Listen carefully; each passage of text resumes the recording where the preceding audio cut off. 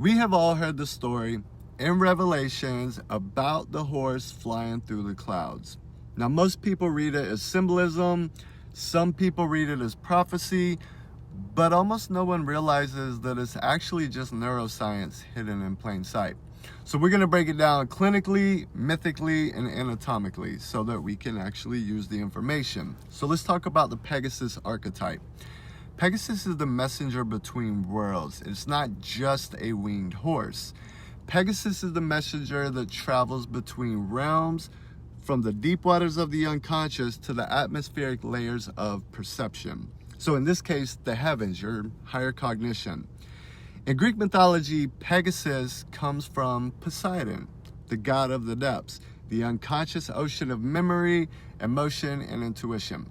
Now, Pegasus in this case simply means the movement of information from the deep sky, from the deep to the sky. The hippocampus, which is the real Pegasus, sits inside your brain and is structured exactly like a seahorse, which is where the name came from.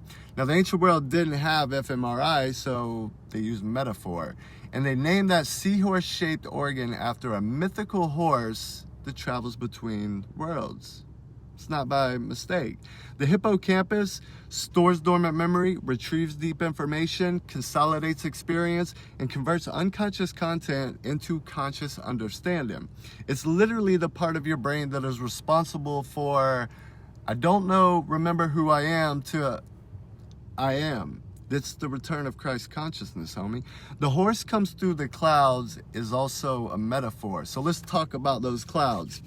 Now that we understand the horse is a real thing, because again, the hippocampus is literally named after a seahorse, but even the Bible had crazy stories. Giants fighting men with 5 rocks and a slingshot, which was all an ego battle.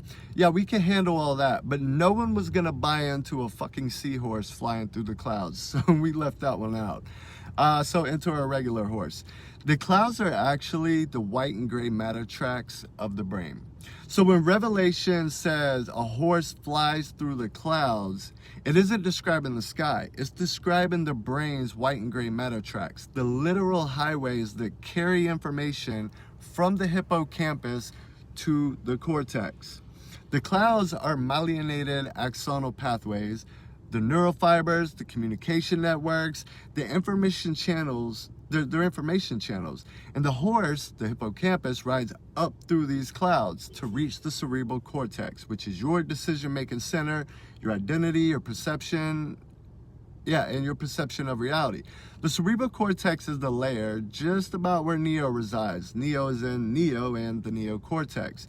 But this is where dormant memory becomes conscious awareness and usable. That is the final destination. Now, when hidden memory or latent truth activates in the hippocampus, it travels through the white matter clouds and lands in your cerebral cortex.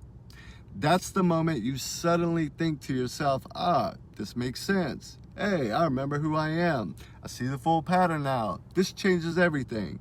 Yeah, that is what many traditions call Christ consciousness. It's awakening, self-realization, illumination, and remembering your origin.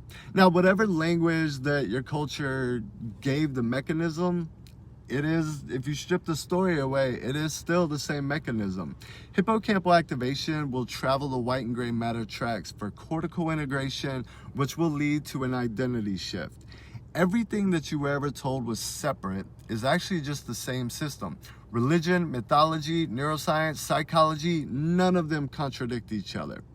I don't know why they think they do.